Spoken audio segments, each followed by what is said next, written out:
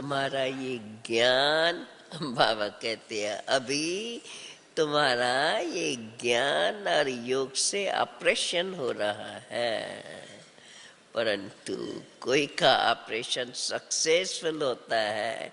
याद आया पहला प्रश्न?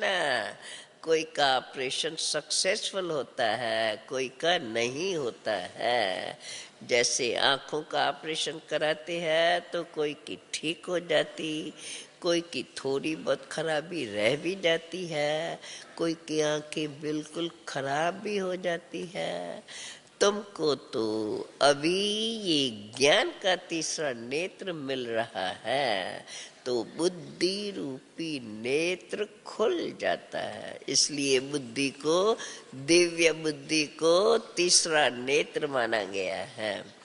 तो अच्छा पुरुषार्थ अगर खुल जाता है तो अच्छा पुरुषार्थ करना चाहिए। अच्छा पुरुषार्थ करने में लग पड़ते हैं।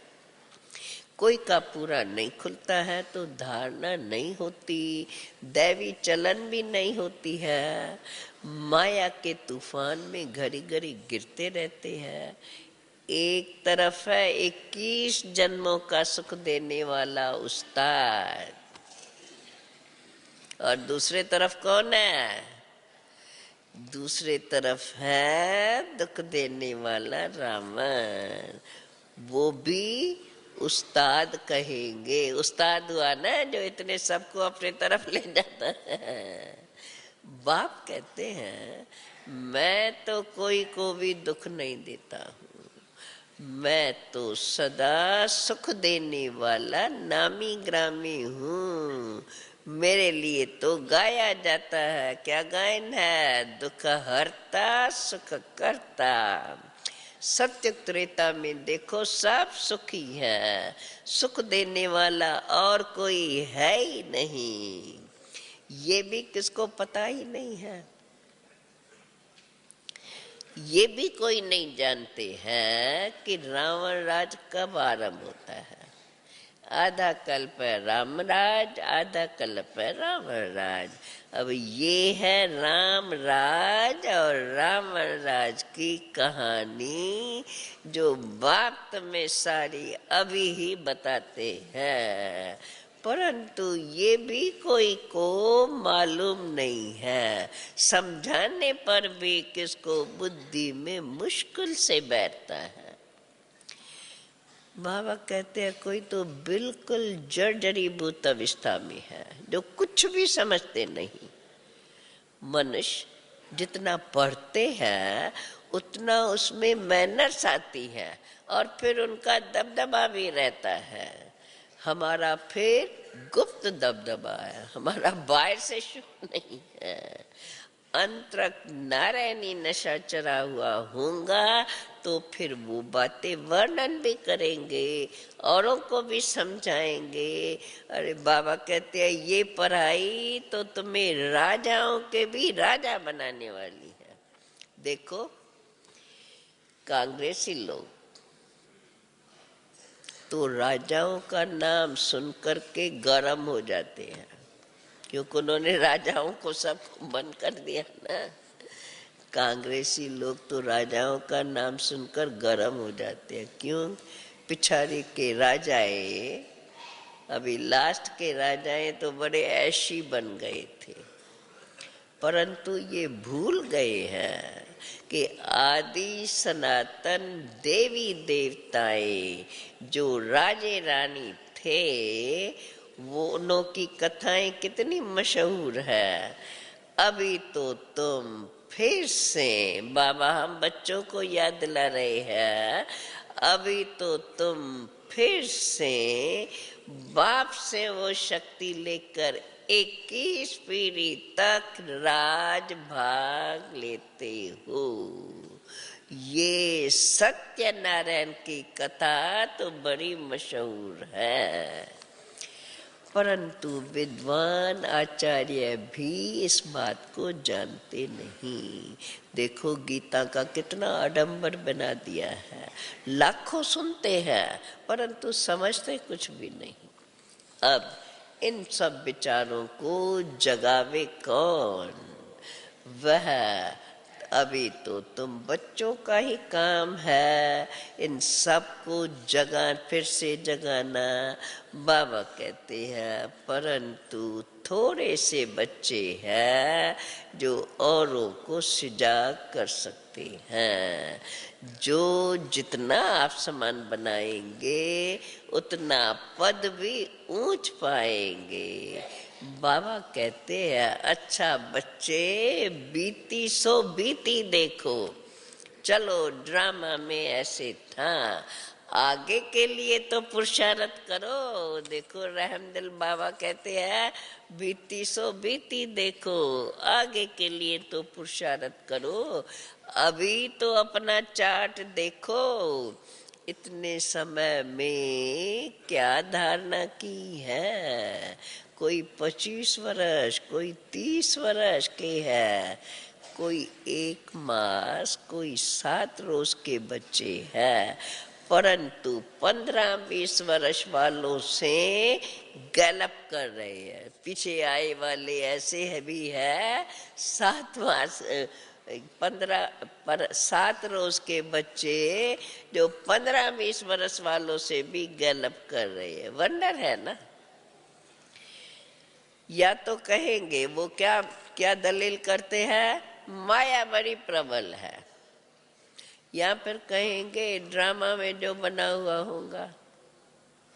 परंतु ड्रामा पर रखने से पुरुषार्थ ठंडा हो जाता है। समझते हैं हमारे भाग्य में ही नहीं है, ऐसा करके अपन को चलाते हैं। बाबा कहते हैं अभी तुम सब हो लकी सितारे, तुम्हारी भेंट ऊपर के सितारों से की जाती है। तुम हो सृष्टि के सितारे, वे तो सिर्फ रोशनी देते हैं। तुम तो मनुष्यों को जगाने की सेवा करते हो, दुखियों को सुखी बनाते हो। मनुष्य इन सितारों को, नक्षत्र को देवता कहते हैं। सच्चे देवता तो तुम बनते हो। उन सितारों को देवता कहते हैं क्योंकि वो ऊपर में रहते हैं और आप ही अपने समय पर रोशनी देते रहते हैं, तो ये सेवा करते हैं, इसलिए उसको देवता कहते हैं। परंतु देवताएं कोई ऊपर नहीं रहते। देवताएं भी तो इस सृष्टि पर ही है, परंतु मनुष्यों से ऊंच जरूर है। सबको वे सुख देते हैं।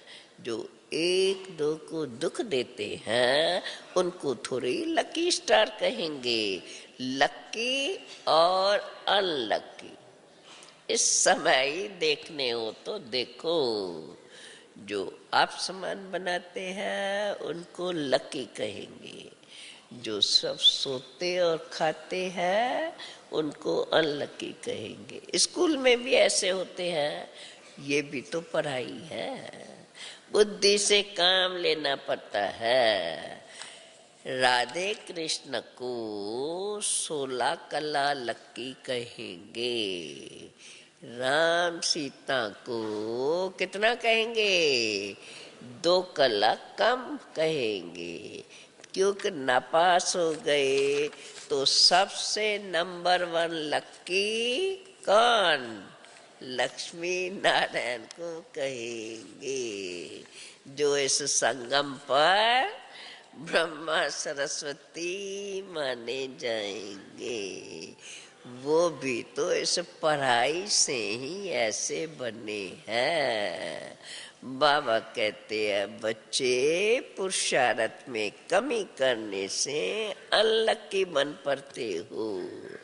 तुमको तो बाप स्वयं पढ़ाते हैं, तुम स्टूडेंट्स ही तो गोप गोपियां गाए गए हो। वास्तव में ये अक्षर सत्युग से गोप गोपियां अक्षर सत्युग से निकला है। कैसे, वहाँ प्रिंस प्रिंसेस खेल पाल करते हैं तो प्रिय नाम है ये गोप गोपियां।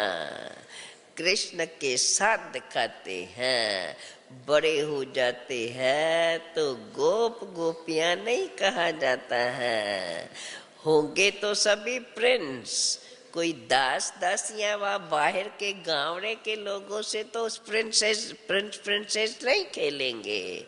महल में बाहर वाले थोड़े ही आ सकते हैं। कृष्ण बाहर जमुना आदि पर नहीं जा करके खेलते थे, अंदर महल में ही खेलते हैं। भागवत में तो कई ऐसी फालतू फालतू बातें लिख दी है। मटकी फोड़ी, मक्खन चुराया, ये सब बातें फालतू लिख दी है, ऐसा कुछ भी नहीं। अभी राजा ही घर का बच्चा, वो क्या ऐसे करेगा? वहां तो बड़े कायदे हैं। यहाँ भी देवताओं के पास बाहर वाला जा न सके, यहाँ भी मंदिर में कोई ऐसे वैसे को तो नहीं जाने देते थे। बाप देखो कितना समझाते हैं। बाप कहते हैं बच्चे श्रीमत पर चलो, इस समय तुमको सुख ही सुख मिलता है। उस बाप की कितनी सुखदाता, बाप सर्व के सुखदाता, उनकी कितनी महिमा है। सबके दुख कैंसिल करा करके बाप सबको सुख देते हैं। कहते हैं बस सिर्फ एक बात कहते हैं, कितनी सहज।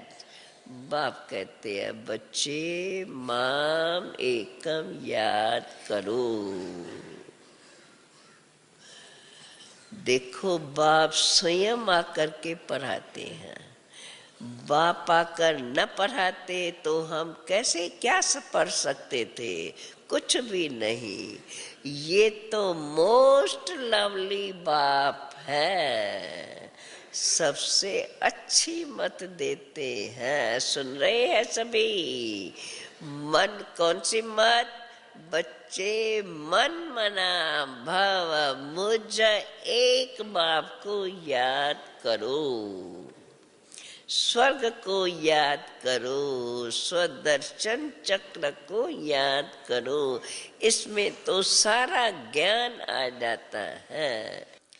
मनुष्य तो सिर्फ विष्णु को स्वदर्शन चक्र दिखाते हैं, परंतु यथार्थ अर्थ का पता ही नहीं है। हम अभी जानते हैं कि शंख है ज्ञान का, जो निराकार बाप ही आकर के ये ज्ञान देते हैं। विष्णु थोड़े ही ज्ञान देते हैं, और देते भी है बाप आकर के ज्ञान देते हैं। किसको? मनुष्यों को ज्ञान देते हैं, जो ही फिर जाकर के देवता अथवा विष्णु बनते हैं। देखो कितना सहज, कितना मीठा ज्ञान है। तो जो बाप तुम्हें ऐसा ज्ञान देते हैं, सब राज समझाते हैं, ऐसे बाप को कितना खुशी से याद करना चाहिए। ऐसे बाप को तो कभी भी भूलना नहीं चाहिए, भूल से भी भूलना नहीं चाहिए। अच्छा अच्छा, मीठे मीठे सिकी लधे ब्राह्मण कुलभूषण स्वदर्शन चक्रधारी बच्चों को याद प्यार, परंतु बच्चे स्वदर्शन चक्र बहुत थोड़ा चलाते हैं, कोई तो बिल्कुल चलाते ही नहीं। स्वदर्शन चक्र फिराते ही नहीं है। बाप तो तुम्हें रोज रोज कहते हैं स्वदर्शन चक्रधारी बच्चे। बाप तो सबको मिला करके टाइटल दे देते स्वदर्शन चक्रधारी बच्चे। ये भी समझो, बाबा कहते हैं ये भी समझो तुमको रोज बाप की आशीर्वाद मिलती है। हे स्वदर्शन चक्रधारी बच्चे, अच्छा मीठे मीठे रूहानी बच्चों प्रेत रूहानी बाप की याद और प्यार और नमस्ते। रूहानी बच्चों की रूहानी बाप को नमस्ते। सुना बाबा की मीठी मीठी मुरली, कितना प्यार से बाबा हम बच्चों को समझाते भी हैं, सिखाते भी हैं, कमजोरी बताते भी हैं और निवारण भी बता देते हैं। बीती सो बीती, फिर से जो बाप कहते हैं उसको मान करके पुरुषार्थ करो। अच्छा, फिर से सुनते हैं मुरली का धारणा युक्त सार, सहज याद रहे। कितनी सब बना बनाया मिलता है, केवल अपने बुद्धि को बुद्धि में चलाते रहना है। अच्छा, धारणा एक बाप की मत में, याद रहा मुख्य बात। हाँ, एक बाप की मत में, और क्या, बाप, टीचर, गुरु, सब बंधु सखा देव देवाय सबकी मतें समाई हुई है। इसलिए उनकी मत पर ही चलना जरूरी है, मनुष्य मत पर नहीं। दूसरी पॉइंट, बीती को बीती करके पुरुषार्थ में गैलप करना है। ड्रामा कह करके ठंडा नहीं होना है। आप समान बनाने की सेवा करनी है। ये 2 पॉइंट्स दिन भर अगर मथन करे और बुद्धि में पक्की बैठ जाए तो पुरुषार्थ फिर से जोर से शुरू हो जाए। अच्छा, आज का वरदान, एक बाप के लव में लवलीन रहकर सर्व बातों से सेफ रहने वाले माया प्रूफ भव। एक बाप के लव में लवलीन रहने वाले, सर्व बातों से सेफ रहने वाले माया प्रूफ भव। जो बच्चे, बाबा कहते हैं, जो बच्चे एक बाप के लव में लवलीन रहते हैं वे सहज ही चारों ओर के वाइब्रेशन से, वायुमंडल से दूर रहते हैं। क्यों? लीन रहना अर्थात बाप समान शक्तिशाली सर्व बातों से सेफ रहना। लीन रहना अर्थात समाया हुआ रहना। जो समाये हुए है वही माया प्रूफ है। यही है सहज पुरुषार्थ। लेकिन सहज पुरुषार्थ के नाम पर फिर अलबेले नहीं बनना। अलबेले पुरुषार्थी का मन अंदर से खाता ही रहता है। भल बाहर से वो अपने महिमा के गीत गाते रहे, परंतु अंदर में तो उसका मन खाता है। आज का स्लोगन ये याद रहे, अलबेले पुरुषार्थी के अलबेले नहीं बनना है।